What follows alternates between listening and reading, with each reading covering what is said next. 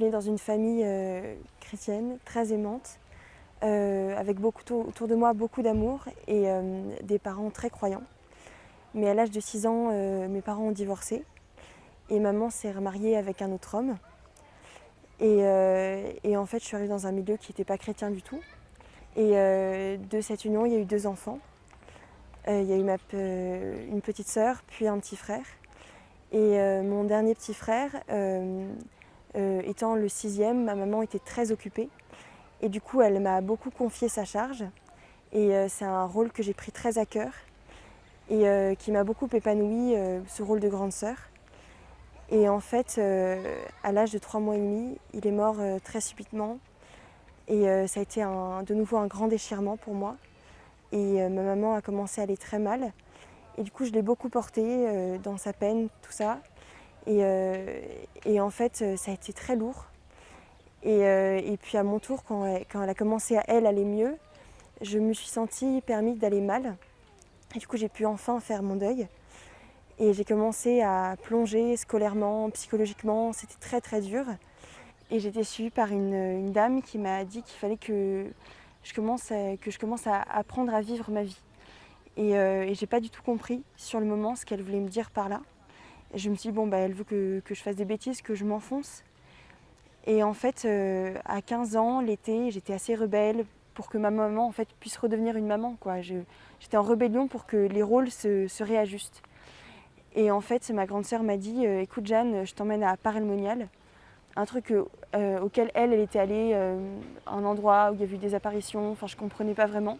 Et je suis arrivée, j'étais assez décontenancée par la façon que les gens avaient de prier, de cette proximité avec le Seigneur. Moi, je me sentais vraiment en décalage. Et en fait, il y a eu la messe. Et en fait, il y avait la croix au milieu de la tente. Et je me suis mise à prier, à essayer de me mettre dans le bain.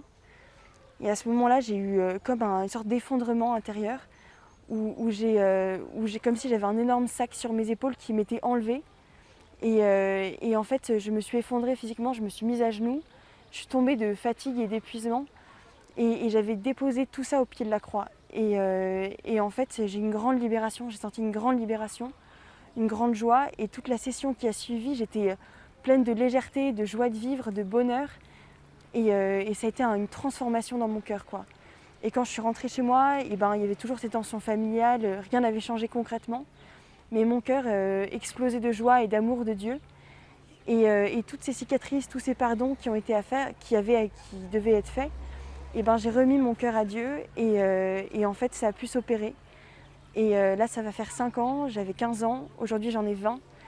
Et j'ai eu tout un tas de cadeaux, de merveilles qui sont opérées dans ma vie avec plein de guérisons. J'ai compris qu'en fait j'avais mon chemin à faire et que malgré tout ce poids familial, toutes ces complications, moi j'avais une route à moi et qu'elle était saine, qu'elle était belle et que j'étais appelée à de grandes choses. Et j'ai senti une vraie libération dans le sens où je me suis dit ça ne va pas m'handicaper pour la vie. Voilà. Et qu'au contraire, toutes ces blessures, ce sera un moyen pour moi de grandir et de mûrir et d'être plus forte. Aujourd'hui, pour moi, je dirais que Jésus, c'est un ami, un fiancé, un accompagnateur, qui me fait grandir, un bon berger. Je dirais que c'est un berger.